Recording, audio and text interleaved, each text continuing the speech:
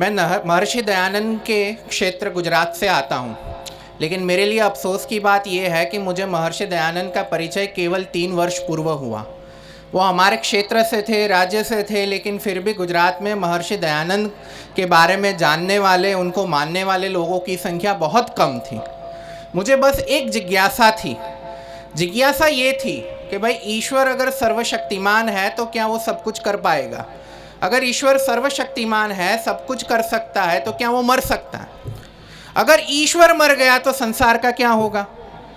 अगर ईश्वर मर नहीं सकता तो हम कैसे मान ले कि वो सर्वशक्तिमान है? ये जिज्ञासा ने मुझे 10 वर्ष तक बहुत परेशान किया था, बहुत परेशान किया। और मैं जिनको भी ये पूछता तो पौराणिक जगत में तो ऐसा है कि प्रश्न करना पाप माना जाता है। आप आचार्य से प्रश्न करते हैं तो आपको ऐसा मान लिया जाता है कि भाई आप नास्तिक है, तार्किक होना नास्तिकता की निशानी है। तो मैंने बहुत घूमा।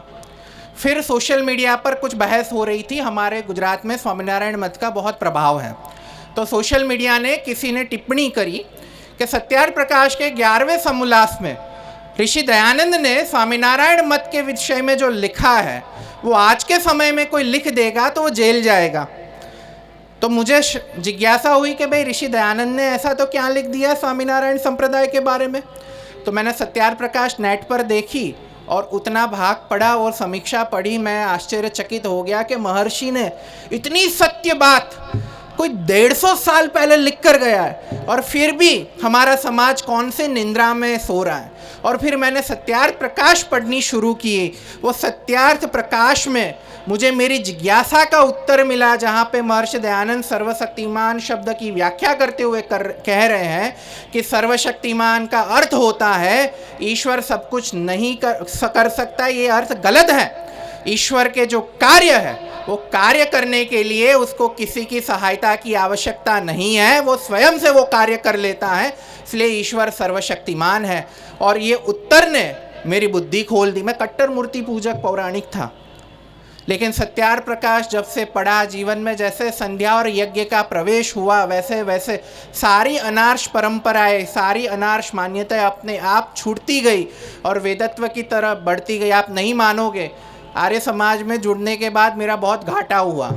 घाटा ऐसे लगभग 3 से 4 लाख रुपए लग गए पुस्तकों क्रय करने में। हमारे आचार्य विद्वान इतनी पुस्तकें लिख कर गए कि उसको इकट्ठा करके घर में एकत्रित करने में मेरे इतने पैसे व्यर्थ हो गए।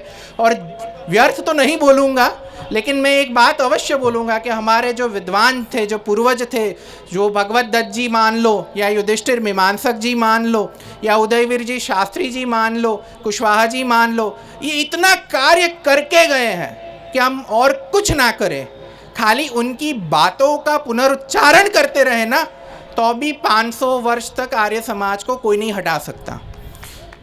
मेरे पास आज कई लोग आकर कहते हैं कि भाई आर्य समाज शिथिल हो गया है, आर्य समाज का कहीं पर अस्तित्व नहीं है। उनको मेरा उत्तर होता है, आर्य समाज कोई संस्था नहीं है, कोई भवन नहीं है। भवन चालू होंगे, बंद होंगे, लेकिन आर्य समाज एक वैचारिक आंदोलन है जो सृष्टि के आरंभ से शुरू होता है और अंत तक चलता रहेगा। उसे कोई नष्ट नहीं कर सकता। और जो लोग हमें आकर कहते हैं ना कि आर्य समाज वाले ये नहीं करते, वो नहीं करते, ये करना चाहिए, सभा में तो जो पदाधिकारी है उनको सलाह देने वाले बहुत आते हैं। मेरा उनको एक ही उत्तर होता है, हम ही आर्य समाज हैं, हम ही आर्य समाज है। आर्य समाज का कार्य कौन करेगा? मैं करूंगा। आर्य समाज का कार्य कौन करेगा? हम करेंगे। हम किसी पे निर्भर नहीं हैं। जब एक लाला मुंशी राम, जिनके पास कुछ नहीं था, ये इतना बड़ा कांगड़ी गुरुकुल खड़ा कर सकते हैं, एक महर्षि दयानंद जिनके पास एक फूटी कौड़ी नहीं थी, आज उनके नाम से इतनी संस्थाएं चल सकती है।